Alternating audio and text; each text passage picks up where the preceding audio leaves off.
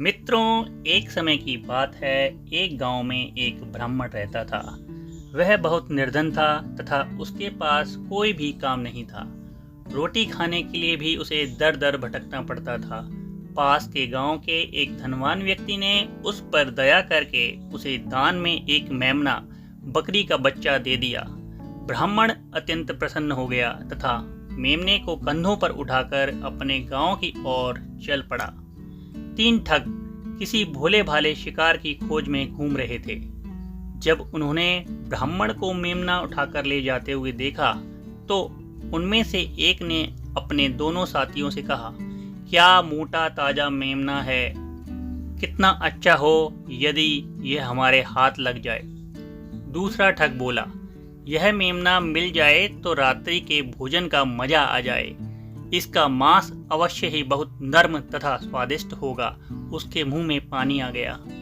फिर किस बात की प्रतीक्षा कर रहे हो, मैं तुम्हें यह मेमना प्राप्त करने का ढंग बताता हूँ। तीसरा ठग बोला।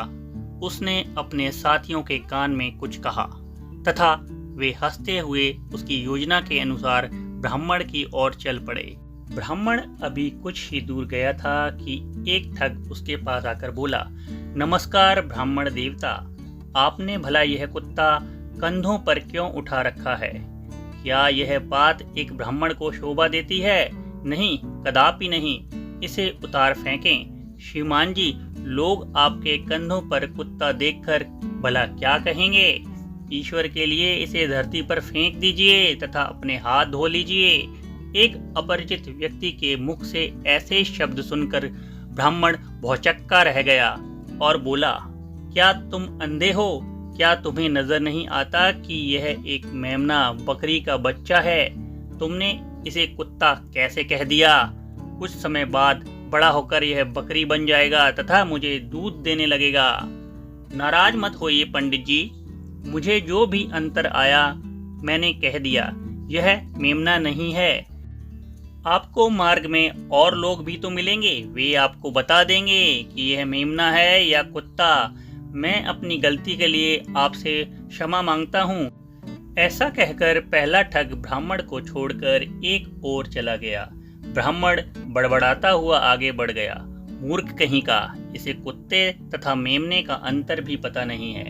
ठीक उसी समय दूसरा ठग ब्राह्मण के सामने आ गया और उसे नमस्कार करके बोला, पंडित जी, आपने कंधे पर यह मृत बछड़ा क्यों उठा रखा है? आप ब्राह्मण हैं। क्या एक ब्राह्मण को मृत पशु कंधे पर उठाना शोभा देता है? ईश्वर करे कि और कोई मनुष्य आपको इस हालत में ना देख पाए। मृत बछड़ा कौन कहता है? क्या तुमने कभी मेमना नहीं देखा? मेमना बकरी का बच्चा होता है। यह बछड़ा नहीं है और मृत भी नहीं है। मुझे यह मेमना दान में मिला है, ब्राह्मण ने तर्क देते हुए कहा। दूसरा ठग बोला, शांत रहिए जनाब, आप माने या ना माने तथा नाराज भी ना हो, मैं शर्त लगाकर कह सकता हूँ कि यह मेमना नहीं है बल्कि एक बछड़ा है तथा वह भी मृत। आप इसे मेमना ही समझते रहें, परंतु मैं अपनी जबान से इसे बछड़ा बल्कि मृत बछड़ा ही कहूँगा। यह कहकर दूसरा ठग भी चला गया। ब्राह्मण चलते हुए कुछ और आगे पहुंच गया, परंतु वह मन ही मन बहुत झुंझला रहा था। कंधे पर उठाए पशु के विषय में परेशान और शंकित होकर वह सोचने लगा, जमींदार ने मुझे मेमना दिया था, या कुत्ता या फिर बछड़ा, मुझे कुछ समझ नहीं आता। मैं करूं तो क्या करूं? मुश्किल से ब्राह्मण कुछ कदम ही आगे गया था कि तीसरा ठग उसके सामने आकर बोला, ब्राह्मण देवता, मैं यह क्या देख रहा हूँ?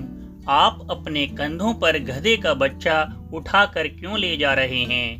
क्या बकते हो? क्या यह एक गधे का बच्चा है? यह एक मेमना है और यह मुझे एक धनवान आदमी ने दान में दिया है, ब्राह्मण ने उत्तर दिया। श्रीमान जी, मैंने जो देखा वह कह दिया। आपके कंधों पर गधे का बच्चा है। जब आप अपने गांव पहुंचेंगे तो लोग आपकी हंसी उड़ाएंगे। हर व्यक्ति आपसे मजाक करेगा, अतः इसे जमीन पर फेंक कर अपने घर चले जाइए, ठग ने कहा और वह चलता बना। अब ब्राह्मण शंका में पड़ गया। परेशान तो पहले से वह था ही तथा कुछ समझ भी नहीं पा रहा था, अतः सोचने लगा, यह मेमना अवश्य कोई जादुई शक्ति है जो रूप बदलता रहता है। इसी कारण धनी व्यक्ति ने इसे मेरे हवाले कर दिया। वह अवश्य ही इससे जान छुड़ाना चाहता था।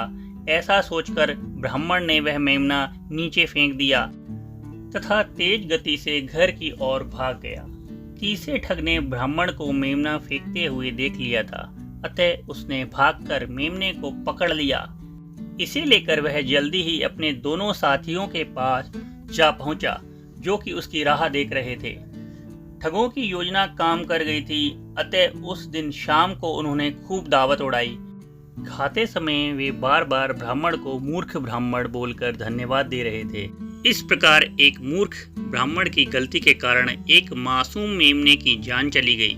दोस्तों, क्या आप कभी ऐसे किसी भ्रम में पड़े हैं? अपनी सोच और अपने एक्सपीरियंस को कमेंट बॉक्स में कमेंट करके ज़रूर बताएं। मित्रों, कभी कभी हम दूसरों के प्रभाव में आकर अपनी सोच और समझ खो बैठते हैं। हमें अपनी सोच और निर्णय पर विश्वास रखना चाहिए और जो सही है वही करना चाहिए। दूसरों की बातों को समझो, लेकिन अपनी समझ से ही निर्णय लो, क्योंकि आपकी अपनी सोच आपको सही रास्ते पर ले जाएगी। फ्रेंड्स, अगर आपको यह प्रेरणादायक कहानी अच्छी लगी है तो प्लीज़ वीडियो को लाइक और शेयर करें। और भी कहानियाँ सुनने के लिए भारती मैडम क्लासेस चैनल को सब्सक्राइब करना न भूलें। मित्रों, डिस्क्रिप्शन बॉक्स में कहानी की प्लेलिस्ट के लिंक दिए हैं, उन लिंकों पर क्लिक करके आप सभी कहानियाँ सुन सकते हैं। मित्रों, कभी भी लोगों के विचारों से घबराएं नहीं, सिर्फ अपने निर्णयों पर विश्वास रखें, अपने डिसीजन पर विश्वास रखें। तो मित्रों, कल फिर मिलते हैं एक नई कहानी के साथ।